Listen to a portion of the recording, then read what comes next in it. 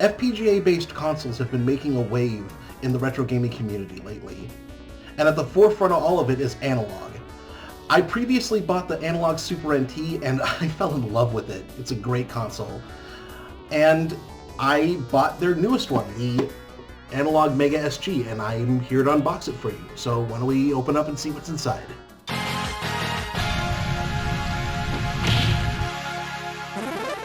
So here it is in all its glory. It's actually kind of a plain looking box here, but like kind of stylish, sexy. You do some sexy artwork there, or non-artwork.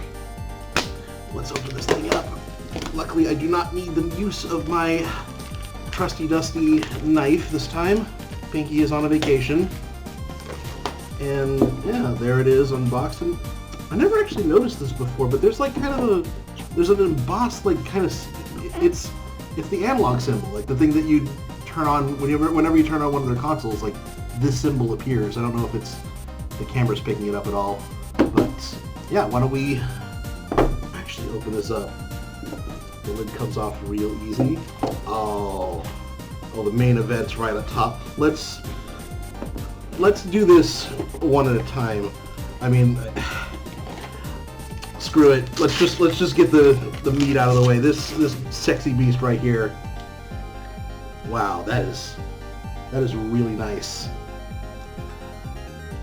This is the main console. It's pretty tiny, real tiny. Like it's about the same size as the Super NT. Good weight to it.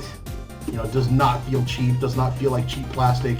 This is definitely not a Chinese knockoff product right here. This is very quality, much like what Analog does. Very, very nice. And it's got the two controller ports here, which can house any Sega Genesis or Master System controller, or I guess technically Atari 2600 controller if you want to like hate life and play your games that way, I guess.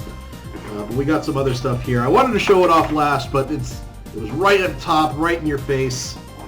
So I thought, why not? So it comes with this pad here, right? And I hear you're supposed to put the system on the pad so you can hook it up with a Sega CD, which I think there's a thing on the side here that you can take off, and you can hook an actual Model 2 Sega CD to this thing, and it can play those games as well. This thing is going to be able to have a massive amount of stuff to play with it at some point. And one of the things right out of the box, come to think of it, we actually have this bad boy right here. Quickly get the plastic off here. This is a cartridge adapter for your Sega Master System games. So right out of the box, they give you a way to play Master System games. No power converter needed. So that's really, really cool. They're actually going to be releasing more of these in the future for Mega SG 1000, 3000, the Master System card games, and the one that I'm looking forward to the most, Game Gear. Yeah, you will be able to play Game Gear games in 1080p on your big screen TV, and that's just like nuts to me. But it's really good. We got like a little insert here with text. I'm sure there's like no download code, so I'm sure that's fine to show the camera. HDMI cable. This looks like a pretty short HDMI cable. I actually got a different HDMI cable for my Super NT, because this one's, it's a little bit on the short. I think it's 4 feet. Or no, is this the HDMI? Oh no, this is the power supply. This is the, I think this is a micro USB. Yeah, this is a micro USB. So you could like power this with like a cell phone charger if you want to. This is, it's a 6-footer. Yeah, it's long. It's long enough. It's not like the HDMI cable that I feel like is a little too short.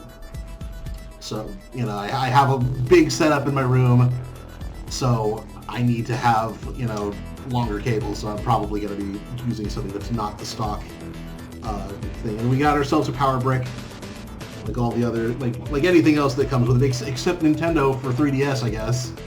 Like, why do you do that, Nintendo? Why do you do that? But yeah, that's everything. That's the Mega SG. Yeah, just it gives you a lot of stuff, a lot of value out of the box.